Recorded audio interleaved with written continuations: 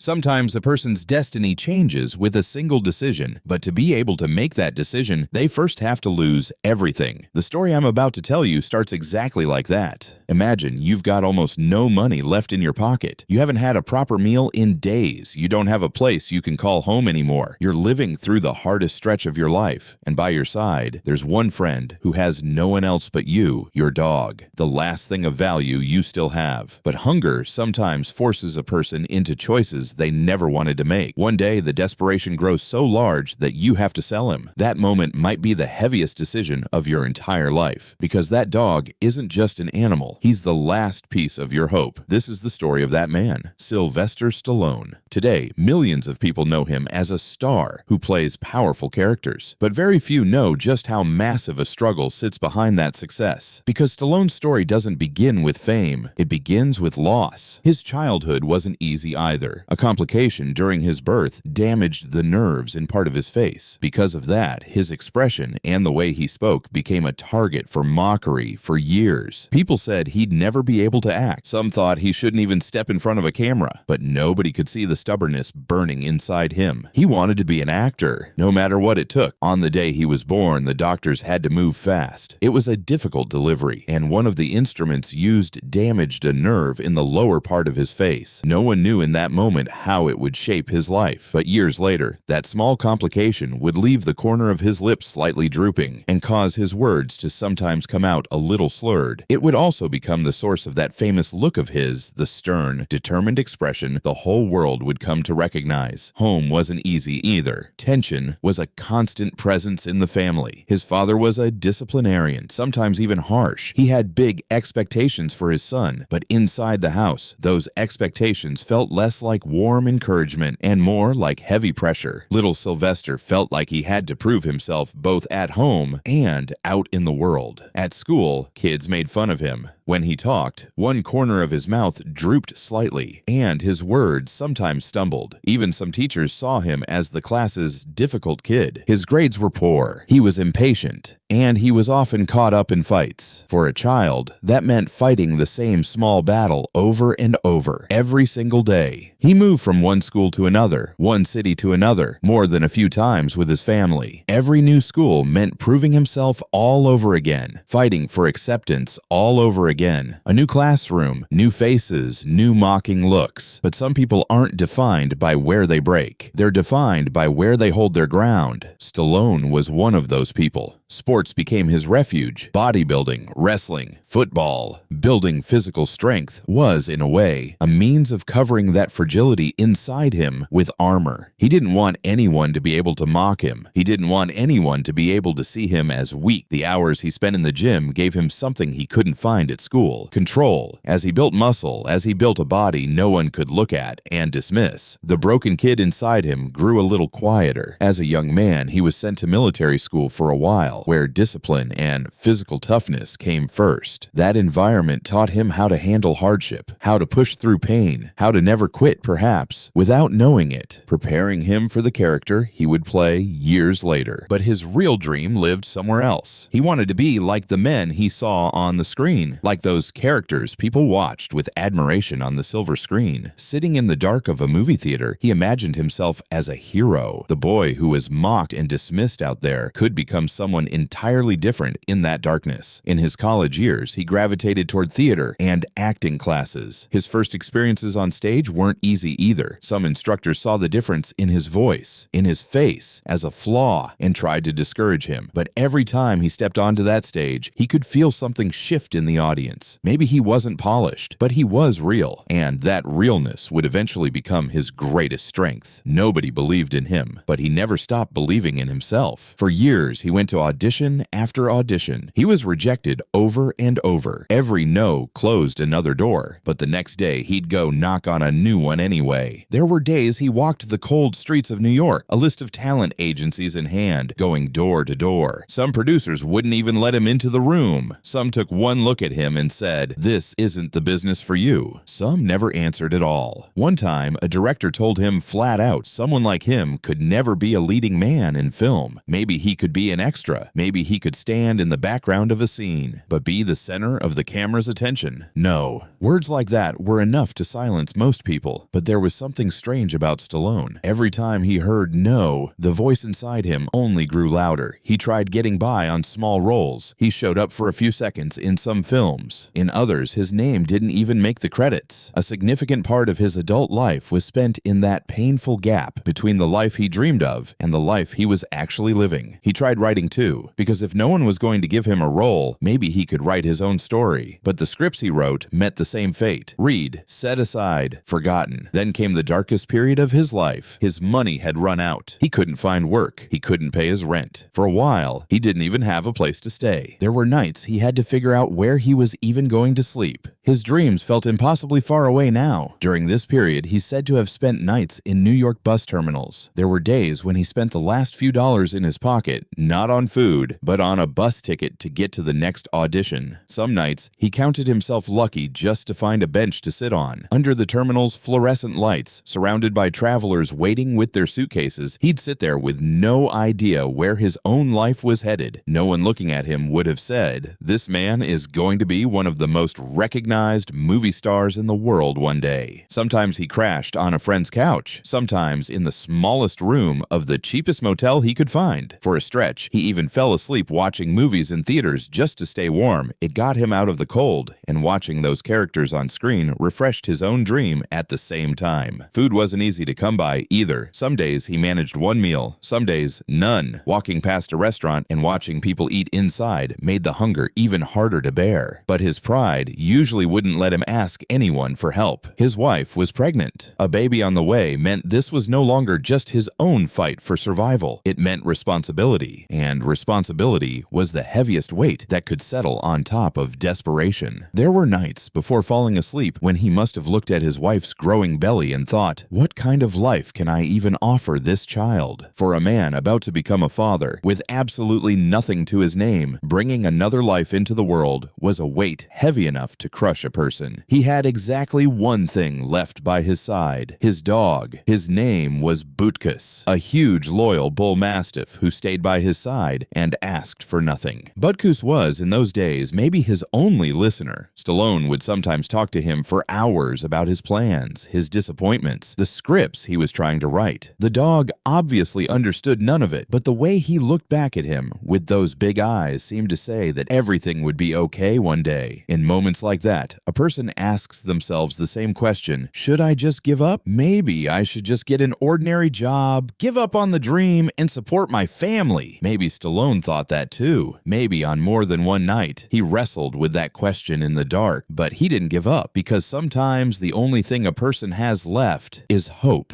But hope didn't fill his stomach. It didn't pay the rent. One day, the desperation reached an unbearable point. He had absolutely nothing left. His rent was days overdue, and the landlord was running out of patience. He didn't even have money left to eat. And that day, he had to make one of the hardest decisions of his life. He sold Butkus outside a bar to a few strangers. He handed over his one and only friend for about $50. He would later say his hands were shaking as he told the story, that his throat tightened as he held out the dog's leash. Butkus looked back at him as if he sensed something was wrong. Stallone said he could never forget that look. He would say, even years later, that he never forgot the moment he let go of that leash. In that moment, it felt like he wasn't just giving away an animal. He was leaving behind a piece of his own hope. The $50 he got covered a few days of food and a small portion of the overdue rent, but the emptiness inside him was bigger than any amount of money could fill. When he got home, there was nothing left around him anymore. No money, no job, and no loyal friend by his side. The silence of the apartment felt heavier than it ever had before. The corner where his dog used to sleep was empty now. There was only one thing left, that voice inside him that refused to go out. That night, he may have made himself a promise that one day, no matter what, he would get Butkus back, and that one day, he would reach a point where no one could tell him no ever again. But before that day could come, he first had to live through the full weight of hitting rock bottom. One night, he watched a boxing match on television. On screen that night was a boxer nobody thought stood a chance. Facing Muhammad Ali was an unknown local fighter, Chuck Wepner. Nobody believed Wepner could stay on his feet. Everyone expected the fight to end within a few rounds, but Wepner stayed standing. He hit, he got hit, he went down, he got back up. He didn't quit through 15 rounds. rounds. That fight in the ring moved Stallone deeply. That night, one single idea came to him. What if an ordinary man got a shot that stunned everyone? That idea was the moment one of the most unforgettable characters in film history was born. Something stirred inside him in that instant. Maybe all those years of accumulated rejection, all those no's, all those hungry nights had been building toward exactly this moment. Because the story he was about to tell was his own story, not just a boxer's story, the story of anyone who's ever been told they don't stand a chance in life. He wrote until morning. He didn't put the pen down. The words practically poured out on their own, as if everything he'd bottled up for years was suddenly rushing out. The next day, he wrote again, and in a short time, he had a finished script in his hands. According to some accounts, he finished this script in an almost unbelievable 3.5 days. He wrote without sleep, almost without stopping. It was as if every pain, every disappointment in his life had been waiting for that exact day to get down on paper. Its name, Rocky. But the real fight hadn't even started yet. After finishing the script, Stallone took it to his agent. The first reactions were positive. There was something in the story, something simple, something honest, something everyone could find a piece of themselves in. Word spread fast. A few production companies got interested in the script. Then bigger studios stepped in. The offers started coming. First a few $1,000s, then tens of thousands, then numbers that were genuinely huge for that era. Hundreds of thousands of dollars. For a man who didn't have a dime to his name, who couldn't pay his rent, who'd had to sell his own dog, these numbers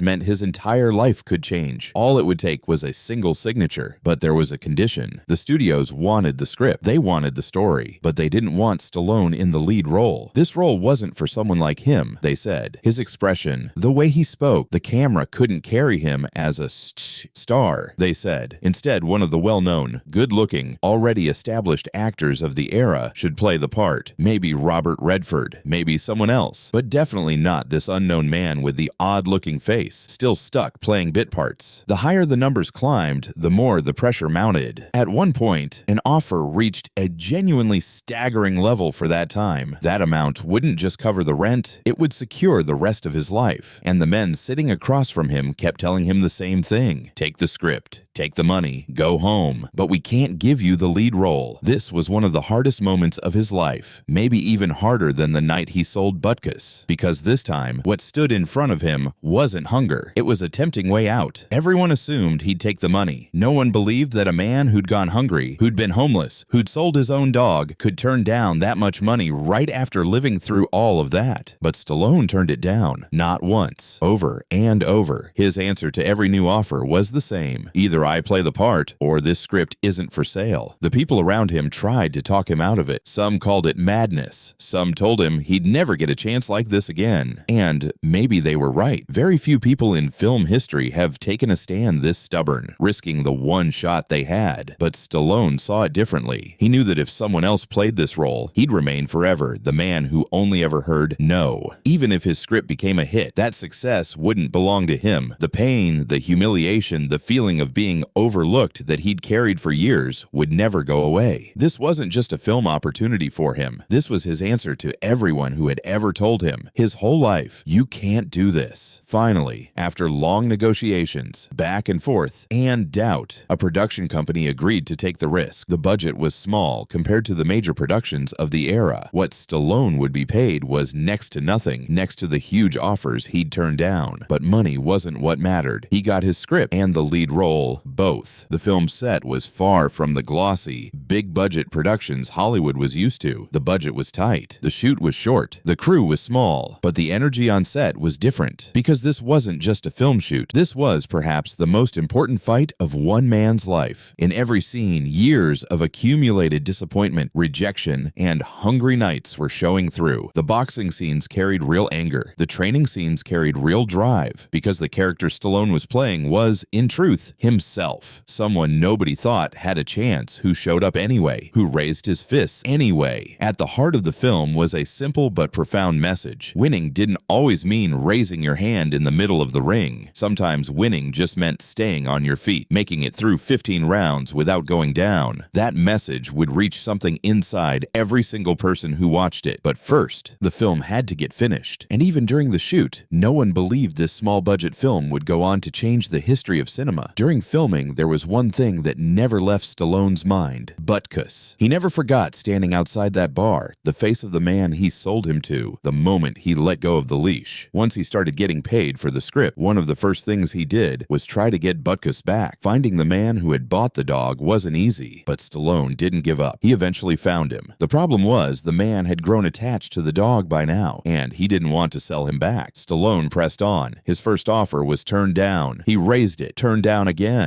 Finally, for a sum far, far greater than the $50 he'd originally sold him for, the man agreed to give the dog back. That moment may have meant more to Stallone than the film's success itself, because this wasn't just getting a dog back. This was getting back a piece of himself that he'd left behind on the darkest night of his life. When he held Butkus again, it felt like a whole lifetime had passed between the moment he let go of that leash months earlier and this one. And the story was so moving that Stallone carried the experience straight into the film. The character in Rocky had a dog too, and the animal playing that dog wasn't anyone else. It was Butkus himself. The scenes that showed up on screen were, in truth, traces of a real life. By the time the film was finished, even the studio didn't have big expectations. It was a small budget production. There was no recognizable name in the lead role. Nobody thought it would break box office records. But from the very first days it hit theaters, something started to shift. Audiences walked out of screenings with tears in their eyes. People gave it standing ovations after watching. Word about the film spread from person to person, theater to theater, because this film wasn't just telling a boxing story. It was telling a feeling everyone has felt somewhere in their own life. That moment when no one believes in you, but you refuse to stop believing in yourself. Rocky Balboa wasn't a perfect hero. He wasn't rich. He wasn't famous. He wasn't lucky either. He was just an ordinary man, but he was a man who refused to quit. And that's exactly why audiences saw themselves in him. The film became an unexpected box office explosion. Made on a small budget, it quickly became one of the most talked about films of the year. Critics were stunned too. No one expected such a modest production to have this much impact. The film's name started coming up at award ceremonies. Nominations came in, then the awards came in. And that night, sitting in that room, Stallone probably remembered it all, going door to door and getting rejected, the nights in bus terminals, having to sell his dog. He wasn't the same man anymore, but he was there with the same stubbornness, the same drive. Rocky's success didn't stop with a single film. Over time, the character became one of the most recognized icons in film history. That scene of him running up the museum steps in Philadelphia turned into a moment people all over the world imitated and admired. A statue of Rocky still stands at the foot of those steps today, and people from all over the world come to run up them just like he did. The film series continued. New installments followed. Over the years, the character stopped being just a movie hero and became a symbol that inspired millions of people in real life. Rocky became a name people in gyms and motivational talks, going through hard times, reached for to remind themselves of something, because the story at its core told a truth that never gets old. What matters isn't how many times you get knocked down, but how many times you get back up. And that line wasn't just something said in a movie. It was a summary of Stallone's own life. Today, when people hear the name Sylvester Stallone, they picture a strong, self-assured, legendary star. But anyone who's heard this whole story now knows that behind that image sits years of struggle. A boy who was rejected, a young man who went door to door and heard nothing but no, a father-to-be who couldn't pay his rent and had to sell his dog, a writer who turned down the big money and chose to believe in himself instead. And finally, an artist who created one of the most recognized film characters in the world. His story reminds us of something. Success rarely arrives the way it looks from the outside all at once. First, you go through a dark period. First, you lose everything. First, nobody believes in you. But if you refuse to stop believing in yourself, if you keep holding on to that last bit of hope, no matter how faint it gets, one day, that light can turn into a fire. Stallone's story teaches us this. Sometimes the greatest victory comes right after the darkest night. And sometimes the moment you lose the thing you value most is, in truth, the first step of a whole new beginning. Maybe you're going through a hard stretch of your own life right now too. Maybe nobody believes in you. Maybe every door keeps closing in your face. But remember, Rocky's story was never really about a boxer. It was your story, because winning doesn't always mean standing at the very top. Sometimes winning just means staying on your feet. One more round, one more day, one more shot of hope. If this story made you feel something, drop a comment below and don't forget to subscribe for the next one.